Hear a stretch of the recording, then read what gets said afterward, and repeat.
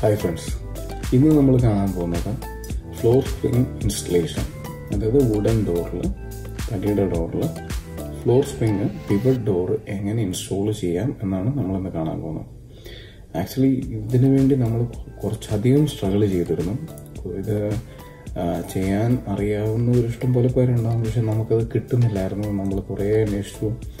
15 പേരോളം ഇത് വർക്ക് ചെയ്യാൻ വേണ്ടി, ഫ്ലോർ സ്പ്രിങ്ങിനെ ഇൻസ്റ്റാൾ ചെയ്യാൻ വേണ്ടി ആൾക്കാർ വന്നു. ആക്ച്വലി എന്നിട്ട് നടന്നില്ല. ആക്ച്വലി ഒരു മെഷീൻ കണ്ടപ്പോഴത്തേക്കും ബാക്കൗട്ട് ചെയ്ത് പോവുക ചെയ്ത്. ചെയ്യാൻ അറിയാവുന്നവരില്ലെന്നല്ല, ഇഷ്ടംപോലെ പേരുണ്ടാവും. പക്ഷെ നമ്മൾ കുറേ അധികം സ്ട്രഗിൾ ചെയ്തു, കുറേ പേരെ അന്വേഷിച്ചു. ഒരു 5 മാസത്തോളം ഞാൻ ശരിക്കും സ്ട്രഗിൾ ചെയ്തു. എന്നിട്ട് ഹെറ്റിച്ചിൻ്റെ ഹെറ്റിച്ചിൻ്റെ ഫ്ലോർ സ്പ്രിംഗ് ആണ് മേടിച്ചത്.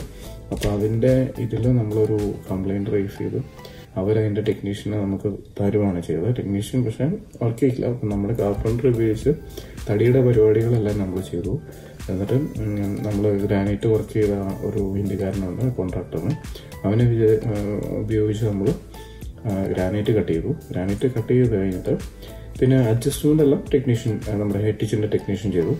പക്ഷേ ഇത് എല്ലാം കൂടെ ചെയ്യുന്നവരുണ്ട്, ബട്ട് വെരി ലിമിറ്റഡ്, കുറച്ച് പേരേ ഉള്ളൂ. അപ്പോൾ നമുക്ക് അവരെ കിട്ടാൻ പറ്റിയില്ല. നമ്മൾ കുറേ ട്രൈ ചെയ്തിട്ടും നമുക്കതൊരു ഫ്രൂട്ട്ഫുൾ ആയില്ല.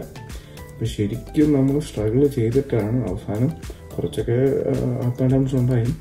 എങ്കിലും അൾട്ടിമേറ്റ്ലി അത് പ്രോപ്പർ ഫങ്ഷനിങ് ആക്കി അവർ ചെയ്തു. അപ്പോൾ ആദ്യമൊക്കെ അത് ചെയ്യാതെ തന്നെ ഇപ്പം അവർക്ക് ചെയ്തവരുടെ പിന്നെ എക്സ്പീരിയൻസ് നമുക്ക് അതിൻ്റെ അകത്ത് കുറച്ച് സോർട്ട് ചെയ്യാൻ ഉണ്ടായിരുന്നു.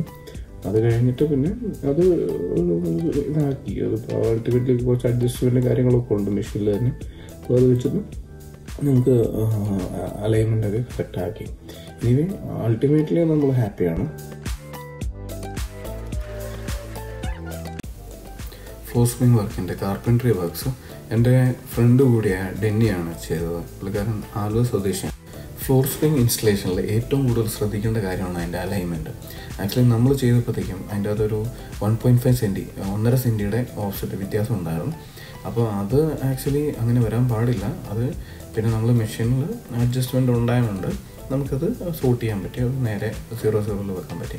പക്ഷെ അത് ചെയ്തൊരു ഇൻഎക്സ്പീരിയൻസ് കാരണമാണ് അവർക്കങ്ങനെ വന്നത്. ഇനിയിപ്പോൾ അങ്ങനെ ചെയ്യുമ്പോഴത്തേക്കും വരില്ല. ആദ്യമായിട്ട് ചെയ്തുകൊണ്ടുള്ളൊരു പ്രശ്നം അവിടെ ഉണ്ടായി. എനിവേ അവർ പെർഫെക്റ്റായിട്ട് പിന്നെ അത് കഴിഞ്ഞിട്ട് സോർട്ട് ചെയ്തു. അഡ്ജസ്റ്റ്മെൻറ്റ് മെഷീനിലുള്ള അഡ്ജസ്റ്റ്മെൻറ്റ് ചെയ്തിട്ട് നമുക്കത് ഓഫ്സെറ്റ് ചെയ്യാൻ പറ്റി. അപ്പോൾ അത് വളരെയധികം ശ്രദ്ധിക്കേണ്ട ഒരു കാര്യമാണ്. നമ്മൾ ഡോറിന് വേണ്ടി പിവറ്റ് കയറ്റാൻ വേണ്ടി പൊഴിക്കുമ്പോൾ അത് ടൈറ്റ് ഫിറ്റിൽ പൊഴിക്കാൻ വേണ്ടി നോക്കണം. അല്ലെന്നുണ്ടെങ്കിൽ കുറച്ച് നാൾ കഴിയുമ്പോൾ തൂങ്ങാനുള്ള ചാൻസ് ഉണ്ട്. അപ്പോൾ അത് അവോയ്ഡ് ചെയ്യാൻ വേണ്ടി എപ്പോഴും ഏറ്റവും മാക്സിമം ഫിറ്റായിട്ട് വെക്കാൻ പറ്റുമെങ്കിൽ നമുക്കത് അവോയ്ഡ് ചെയ്യാൻ പറ്റും. ഹെറ്റിച്ചിൽ നിന്ന് വന്ന ടെക്നീഷ്യൻ്റെ പേരായിരുന്നു ശ്രീമോൻ. പുള്ളിക്കാരൻ വളരെ കോപ്പറേറ്റ് ആയിരുന്നു. പ്രത്യേകിച്ച് എടുത്തു വരേണ്ടതാണ്. അതിൻ്റെ അഡ്ജസ്റ്റ്മെൻറ്റും കാര്യങ്ങളൊക്കെ പുള്ളിക്കാരനാണ് ചെയ്തത്. ഈ ഫ്ലോർ സ്പ്രിങ്ങിൻ്റെ ഒരു പ്രത്യേകത എന്ന് പറഞ്ഞാൽ ഇത് ഡ്യുവൽ സ്പീഡ് ഫ്ലോർ സ്പ്രിംഗ് ആണ്. നമുക്ക് 0 to 75 ഡിഗ്രി ഒരു സ്പീഡ്, ബാക്കിയുള്ള 15 ഡിഗ്രി വേറൊരു സ്പീഡ്. അപ്പോൾ ഞാൻ ഡ്യുവൽ സ്പീഡ് അറ്റൈൻ ചെയ്യാൻ പറ്റും. നമുക്ക് സ്പീഡ് കൂട്ടുകയോ കുറയ്ക്കുകയോ നമുക്ക് ആവശ്യത്തിനനുസരിച്ച് അത് ചെയ്യാൻ പറ്റുന്നതാണ്. അപ്പം ഇതാണ്. പിന്നെ അത് ഹെറ്റിച്ചിൽ നിന്ന് എടുത്തു പറയേണ്ടതാണ് നിസാം എന്ന് പറഞ്ഞ് അവരുടെ മാനേജറിൻ്റെ ഒരു കോപ്പറേഷനും നല്ല ഫോളോ അപ്പ് ആയിരുന്നു, നല്ല സപ്പോർട്ടീവായിരുന്നു. ഈ ഫ്ലോർ സ്പ്രിംഗ് ഇൻസ്റ്റലേഷൻ വല്ലാത്തൊരു എക്സ്പീരിയൻസ് തന്നെയായിരുന്നു, വല്ലാത്തൊരു ചലഞ്ച് തന്നെയായിരുന്നു. കാരണം ആൾക്കാരെ കിട്ടാൻ ഉള്ള ബുദ്ധിമുട്ട് കാരണം ശരിക്കും ഞാൻ സ്ട്രഗിൾ ചെയ്തു. എന്തായാലും അൾട്ടിമേറ്റ്ലി ഐ ആം ഹാപ്പി.